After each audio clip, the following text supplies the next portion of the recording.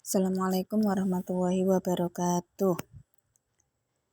Nah, anak-anak memasuki jam kedua hari ini kita akan belajar tematik, tema 1, subtema yang ketiga, pembelajaran yang pertama.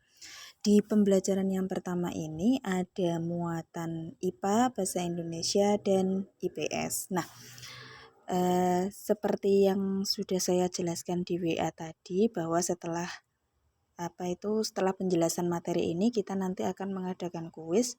Kuisnya nanti berupa TTS, teka-teki silang yang harus kalian isi. Kalian cari jawabannya di sini atau di buku yang ada di kalian masing-masing. Nah, kita masuk ke pendalaman materi tema 1, subtema 3, pembelajaran yang pertama. Indonesia memiliki keanekaragaman makhluk hidup yang tinggi. Oleh karena itu, pelestarian keanekaragaman makhluk hidup perlu dilakukan. Pelestarian tersebut bermanfaat bagi ilmu pengetahuan dan masyarakat. Pelestarian makhluk hidup juga sangat penting untuk memenuhi kebutuhan masyarakat. Masyarakat dapat mengambil berbagai manfaat dari hewan dan tumbuhan. Jadi seperti yang kita ketahui bahwa makhluk hidup itu dibagi menjadi 3. Dulu sudah pernah saya jelaskan. Ada manusia, hewan, dan tumbuhan. Di sini yang berperan sebagai produsen adalah tumbuhan, karena dalam pembuatan makanannya tumbuhan itu tidak membutuhkan makhluk hidup yang lain. Sedangkan hewan dan manusia jika ingin memasak makanannya, maka membutuhkan makhluk hidup yang lain, yaitu tumbuhan. Hewan ada yang herbivora, memakan tumbuhan. Jadi hewan itu kalau mau makan membutuhkan tumbuhan, membutuhkan makhluk hidup yang lain. Begitupun juga dengan manusia. Sedangkan tumbuhan dalam pembuatan makanannya atau fotosintesis tidak membutuhkan makhluk hidup yang lain. Jadi tumbuhan disebut sebagai produsen, hewan dan manusia disebut konsumen. Itu dulu kita sudah bahas ya. Lanjut ke selanjutnya. Pelestarian hewan dan tumbuhan. Nah, ini masuk materi. Keberadaan hewan dan tumbuhan sangat penting dan harus kita lestarikan. Kenapa? Yang pertama, agar tidak punah. Yang kedua, agar dapat dimanfaatkan oleh manusia sebagai bahan makanan, seperti yang saya jelaskan di awal tadi. Kemudian, dapat menjaga keseimbangan ekosistem antara produsen dan konsumen. Dan yang terakhir, agar dapat dimanfaatkan sebagai sumber belajar untuk mengembangkan ilmu pengetahuan. Di sini bisa dipakai sebagai tempat wisata dan lain sebagainya. Nah, upaya-upaya yang dapat dilakukan untuk melestarikan hewan itu apa saja? Di sini tidak hanya hewan ya. Upaya yang dapat dilakukan untuk melestarikan hewan dan tumbuhan itu apa saja? Yang pertama, harus memahami pentingnya pelestarian hewan. Bagaimana cara merawatnya, bagaimana cara menjaga kesehatannya, menjaga kebersihannya, dan lain sebagainya. Cara merawat tumbuhan, merawat hewan yang benar, yang bagus bagaimana. Yang kedua, membuat tempat penangkaran untuk hewan langka. Yang ketiga, tidak melakukan perburuan liar dan jual beli hewan langka. Jadi seperti yang kita ketahui, ada ular yang diburu kulitnya untuk dijadikan tas. Kemudian badak bercula 1 diambil culanya karena nilai jual yang tinggi seperti kemarin yang kita bahas di Bahasa Indonesia itu. Kemudian yang keempat, mendirikan tempat-tempat perlindungan hewan langka. Ada suaka marga satwa dan tumbuhan langka atau cagar alam. Banyak juga yang lain, misalnya kebun binatang dan lain sebagainya. Nah, kita masuk ke muatan bahasa Indonesia, simpulan dalam teks laporan. Masih kita membahas tentang gagasan utama dan kesimpulan. Gagasan utama, seperti yang pernah kita bahas kemarin, gagasan utama adalah masalah yang mendasari sebuah paragraf. Terdapat kata kunci dalam kalimat utama. Kalimat utama merupakan kalimat yang digunakan sebagai dasar pengembangan sebuah paragraf. Jadi kalimat utama di sini bersifat umum, bersifat dasar dari sebuah paragraf. Kemudian diikuti dengan kalimat-kalimat penjelasnya. Sedangkan simpulan adalah suatu pernyataan atau pendapat yang dibuat berdasarkan ide pokok dari suatu uraian panjang. Jadi, satu paragraf itu kesimpulannya menceritakan tentang apa? Itu kesimpulan. Kemudian, kamu dapat menemukan simpulan jika sudah membaca teks secara keseluruhan. Jadi, kalau kamu mau membuat kesimpulan, tidak bisa dibaca hanya awalnya saja atau akhirnya saja. Harus dibaca dari awal sampai akhir. Nah, contoh, pembangunan dan aktivitas manusia juga turut mengancam keberadaan penyu. Penyu bertelur di pinggir pantai. Di sisi lain, aktivitas manusia di pantai terus meningkat. Penyu jadi bingung mencari tempat untuk bertelur. Lama-kelamaan, tempat tinggal penyu akan hilang. Gagasan pokok dari paragraf ini apa? Atau ide pokok, gagasan utama, gagasan pokok, kalimat utama. Di sini adalah pembangunan dan aktivitas manusia juga turut mengancam keberadaan penyu.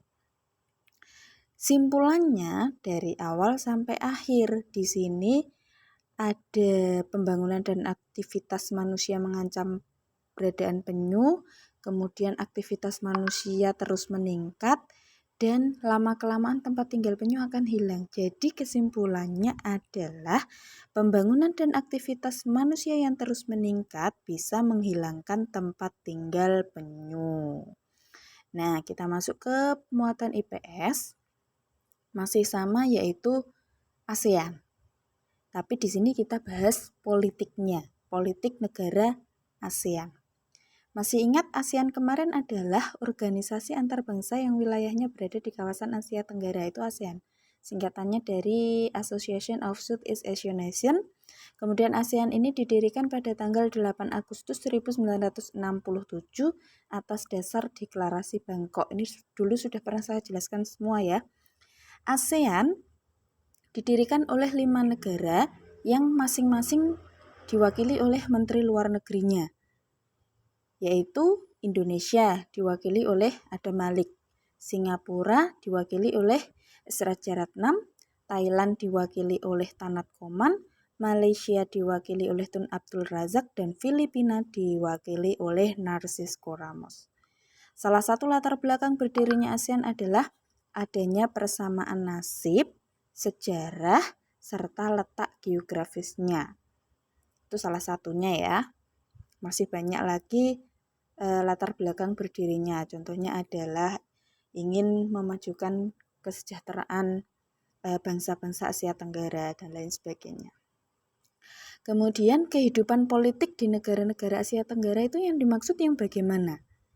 Jadi, setiap negara di kawasan Asia Tenggara itu memiliki kehidupan politik. Nah, politik yang dimaksud di sini adalah bentuk pemerintahannya bagaimana. Kemudian sejarah negara, berdirinya negara tersebut itu bagaimana. Itu yang dimaksud dengan politik. Nah, contohnya kita bahas di sini Indonesia. Indonesia ini bentuk negaranya adalah apa? Republik. Nah, republik. Kepala negaranya presiden, ibu kotanya DKI Jakarta, kemudian kepala pemerintahnya juga presiden, bahasa nasional atau bahasa resminya adalah Indonesia, lagu kebangsaan Indonesia Raya, kemudian mata uang rupiah. Nah, keadaan politiknya di sini, lambang negara Indonesia adalah burung Garuda. Dasar negara Indonesia adalah Pancasila. Setiap sila Pancasila memiliki nilai-nilai yang diamalkan dalam kehidupan sehari-hari. Indonesia mempunyai semboyan Bhinneka Tunggal Ika yang artinya walaupun berbeda-beda tetapi tetap satu jua. Nah, di sini berbeda-beda itu macam-macam ya. Kemarin sudah saya jelaskan di PPKN. Ada beda suku, beda agama, beda budaya, dan lain sebagainya. Tapi tetap disatukan oleh bangsa Indonesia. Contohnya beda bahasa. Ada bahasa Jawa, bahasa Madura, bahasa Sunda, tapi bahasa pemersatu kita adalah bahasa Indonesia. Yang kedua, ada. ada negara Malaysia. Nah, di sini Tadi kita bahas kehidupan politik di negara-negara ASEAN. ASEAN itu negaranya anggotanya 10. Ingat ya, 10. Anggota negara ASEAN adalah 10. Tapi kalau negara Asia Tenggara ada 11. Kalau yang ditanyakan negara anggota ASEAN, jawabnya 10. Nah, keadaan politiknya Indonesia sudah kita bahas. Malaysia, ibu kotanya Kuala Lumpur, kepala negara dan lain sebagainya. Ini nanti kalian bisa buka materinya, kemudian kalian pahami. Nanti saya share materinya ke WA Group. Jadi bisa kalian baca, pahami masing-masing keadaan politik dari setiap negara anggota ASEAN. Coba kita hitung ya. 10 negara anggota ASEAN, 1 Indonesia. Dengan penjelasan keadaan politiknya. 2 Malaysia, penjelasannya di sini. 3 Singapura, 4 Thailand, 5 Filipina, 6 Brunei Darussalam, 7 Laos, 8 Kamboja, 9 Myanmar, 10 Vietnam. Jadi ada 10 negara anggota ASEAN. Di sini sudah dijelaskan masing-masing keadaan politik dari negara anggota ASEAN tersebut.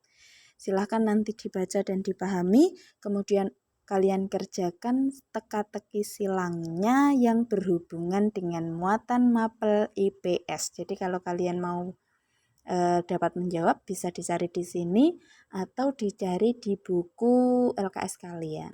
Karena buku paketnya tidak saya bagi, karena di buku paket itu kurang 1, jadi tidak saya bagi. Sampai sini paham ya? Jika ada yang belum paham nanti bisa ditanyakan di grup WA.